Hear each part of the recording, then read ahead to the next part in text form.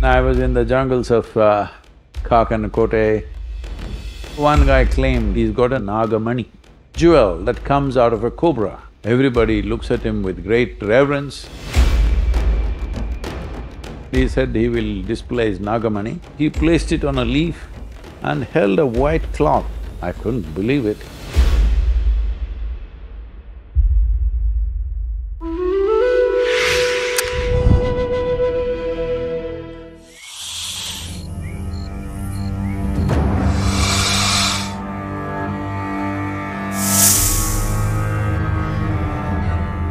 So, in almost every culture across the world, snake or the sacred serpent is always venerated as a source of insight, as a key to many aspects of life.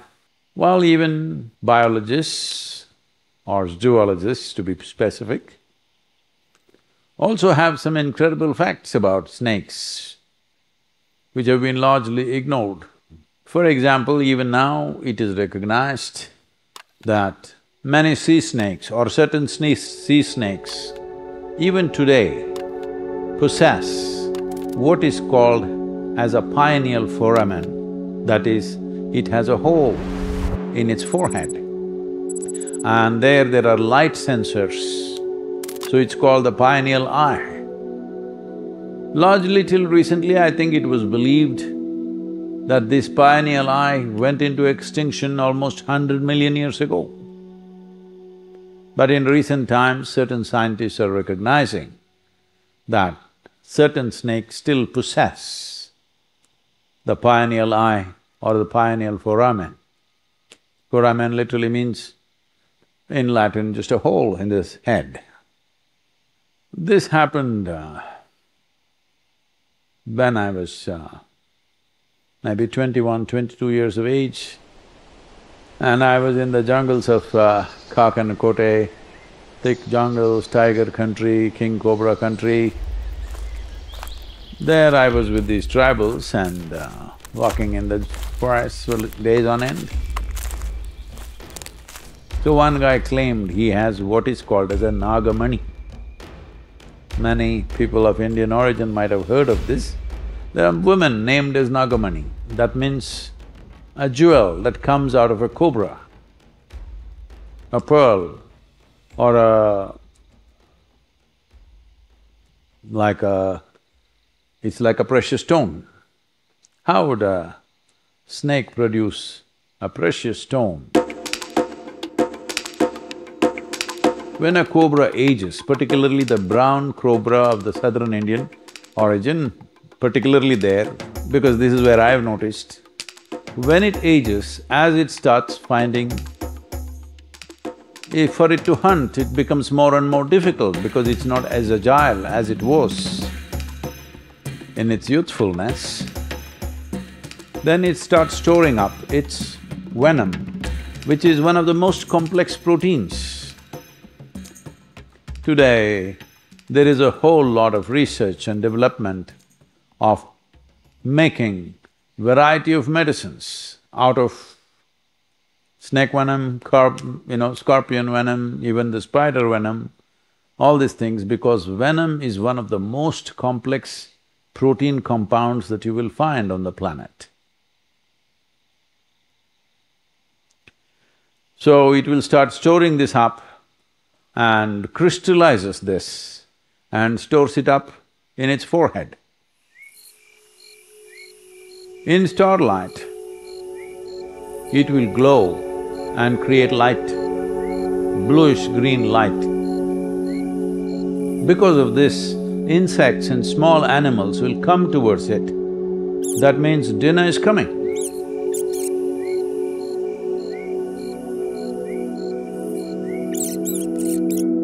Normally a snake eats once in 12 to 14 days, but as it ages, it starts increasing this to 16 to 24 days.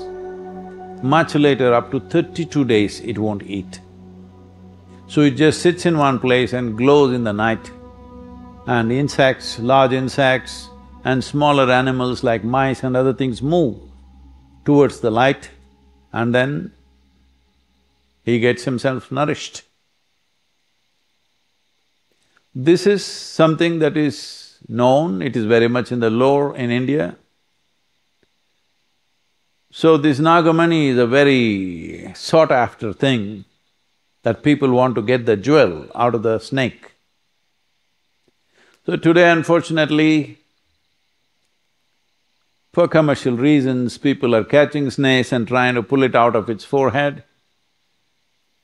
But if you pull it out of the snake's head, it will be an immature stone, if you can call it a stone, because it's a crystal. And that will be of no use. And above all, it's snake's property, it's not yours. But over a period of time, the snake will shed this. So if you go and search in spaces where snakes have nested, you may find one. So when I was with these tribals, one guy was being looked up to like anything. He was a young man, maybe around just over 30 years of age, and that guy, everybody looks at him with great reverence. I said, what is this guy so special about? They said, he's got a Nagamani. I've heard this plenty of times. At that time, I'm a super skeptic.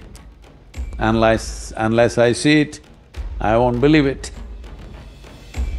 I said, rubbish, show it to me. So he showed me in the day. It looked like a small pebble, almost opaque, black in color, bluish-black in color. I said, what about it? He said, no, you come in the night, I'll show you. We were actually camping in the jungle because it was… it's elephant country and also buffalo. Of course, tiger, but tigers also eat only once in 15 days, so it's okay. But elephants don't walk upon people once in 15 days. So we had fires like this going.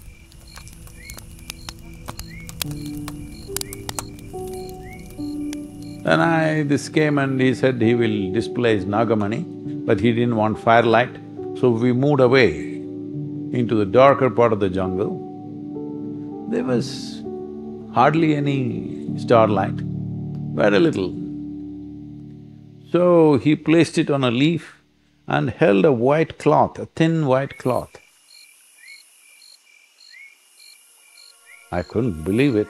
It was glowing like, just about the same as the center of the peacock's feather, that greenish-blue color, bright and clear. If you remove the cloth and look at it, it's just a black pebble. If you place the cloth over it, it's greenish-blue thing. He said he scavenged some snake's nest and he found it, and he doesn't want to give it to anybody because it's going to make him the king of India. Because that's always been the belief, if you get Nagamani, you will become the king, you will become prosperous, you will become powerful, you will become everything. I do not know what has happened to him since then, but one thing is, people say if you keep it on your body, a snake will never bite you. That could be possible, because I've seen people demonstrating this. And well, they've very early in my life they have bit me, but after that they have never bit me, though they had many chances, they never did. Maybe I got… Do you see? Another thing is, because it has, the ancient manifestation which was light-sensitive foramen or pineal eye, it is not that developed now, but still there are photosensitive cells within, but when it creates the crystal, the crystal refracts and it's able to see things which are not physical in nature. This is why they see the energy of a human being, and when they see the energy is very overflowingly effulgent or exuberant, they move in that direction naturally.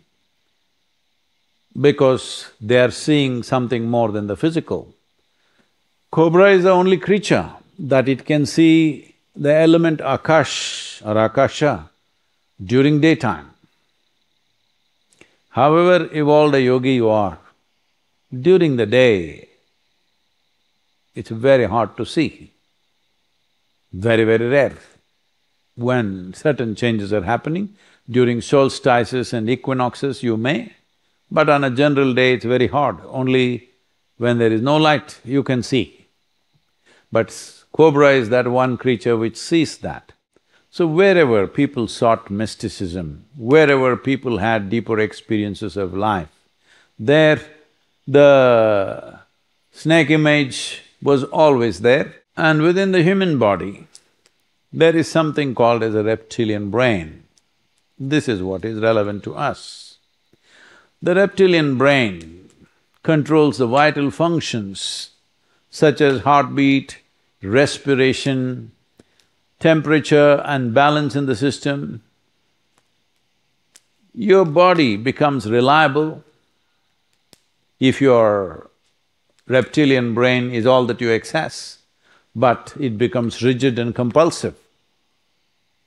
In a way, those who are aspiring to become conscious, those who are aspiring to explore the peaks of consciousness, for them to be released from the ways of the body, the compulsiveness of the body is one of the most important things. So, this process of what is this Naga veneration across the world is just this. People are trying to transcend the physiological compulsions which we have, which are not small, which is the basis of our making. It is the basis of our making.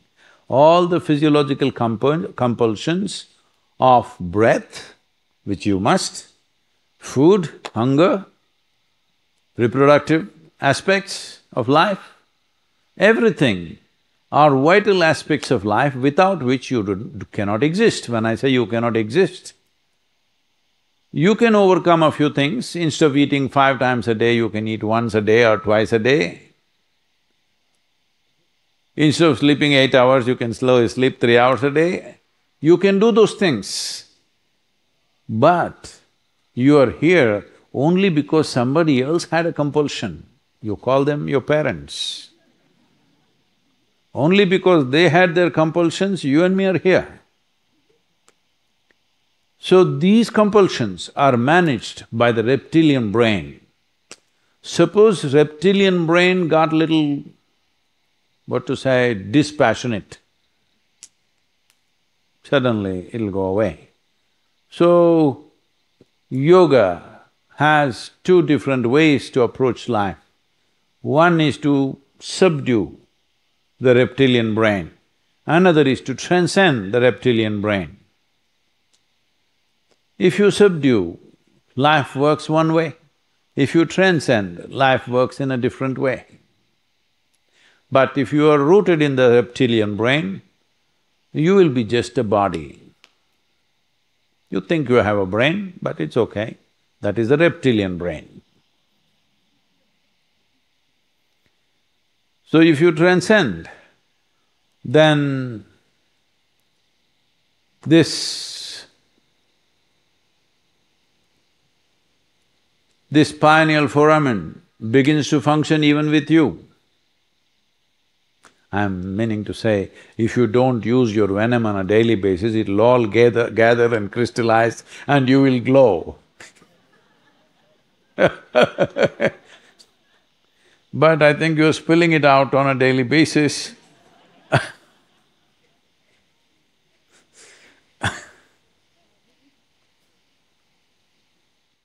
So calling forth the snake is not to become like a reptile, to become like a venomous creature, but to make sure all the functions in our body of heartbeat, of respiration, of sensations, of locomotion, balance, all these things are related to the reptilian brain. We want all these things to happen effortlessly so that our life can be focused on something more profound or of a higher nature. Otherwise, body will keep you grounded to limited things.